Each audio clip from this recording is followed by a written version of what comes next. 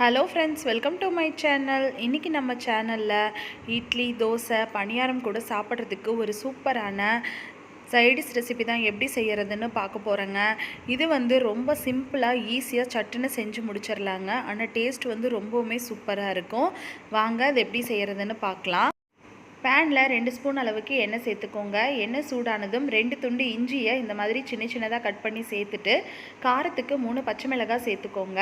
காரத்துக்கு நம்ம வரமிளகாய் சேர்த்து போடுறது கிடையாது, பச்சை மிளகாய் மட்டும்தான். அதனால் உங்கள் காரத்துக்கு தகுந்த மாதிரி பார்த்து சேர்த்துக்கோங்க.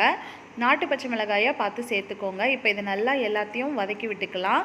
இஞ்சி பச்சை வாசனை போகிற வரைக்கும் நல்லா வதங்கினதுக்கப்புறமா 2 மீடியம் சைஸ் பெரிய வெங்காயத்தை நீல வாக்கில் கட் பண்ணி சேர்த்துக்கலாங்க.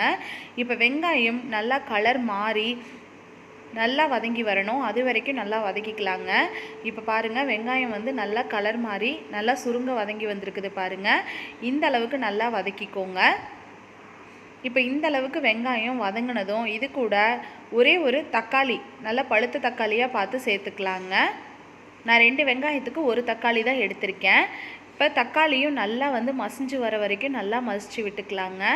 பாருங்கள், இந்த மாதிரி நல்லா தோலோடு நல்லா மசிஞ்சு வரணும். அந்த அளவுக்கு நல்லா வதக்கி விட்டுக்கலாம். இந்த அளவுக்கு வதங்கணுங்க. இப்போ அவ்வளோதான், நம்ம எல்லாத்தையும் வதக்கியாச்சு. இப்போ இதை ஆற வச்சிடலாங்க.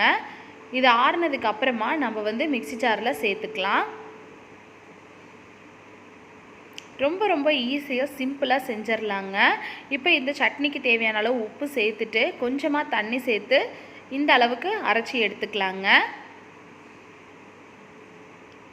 இப்போ இதை ஒரு பவுலுக்கு மாற்றிட்டு ஒரு தாளிப்பு கரண்டியில் 1 ஸ்பூன் எண்ணெய் சேர்த்துட்டு கொஞ்சமாக கடுகு உளுந்து சேர்த்து நல்லா பொரிஞ்சு வந்ததுக்கப்புறம் ஒரு கொத்து கருவேப்பிலை சேர்த்து தாளித்து இதில் சேர்த்துட்டிங்கன்னா ரொம்பவுமே சூப்பரான ரோட்டுக்கடை வெங்காய சட்னி ரெடிங்க.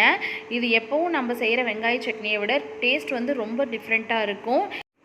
ரொம்ப சிம்பிளாக ஈஸியாக செஞ்சு முடிச்சிடலாங்க. இந்த மாதிரி நீங்கள் சட்னி செஞ்சு கொடுத்து பாருங்கள். 4 இட்லி சாப்பிட்ற இடத்துல இன்னும் 2 இட்லி எக்ஸ்ட்ரா கேட்டு வாங்கி சாப்பிடுவாங்க. அந்த அளவுக்கு இந்த சட்னி ரொம்ப டேஸ்ட்டாக இருக்கும். ஃப்ரெண்ட்ஸ், நீங்களும் இந்த ரோட்டுக்கடை வெங்காய சட்னி ரெசிபியை ட்ரை பண்ணி பாருங்கள். ட்ரை பண்ணி பார்த்துட்டு கீழே கமெண்ட்ஸில் சொல்லுங்கள். என்னோட இந்த வீடியோ உங்களுக்கு பிடிச்சிருந்தா மறக்காமல் நம்ம சேனலையும் சப்ஸ்கிரைப் பண்ணிக்கோங்க. லைக் பண்ணுங்கள், ஷேர் பண்ணுங்கள். தேங்க்யூ.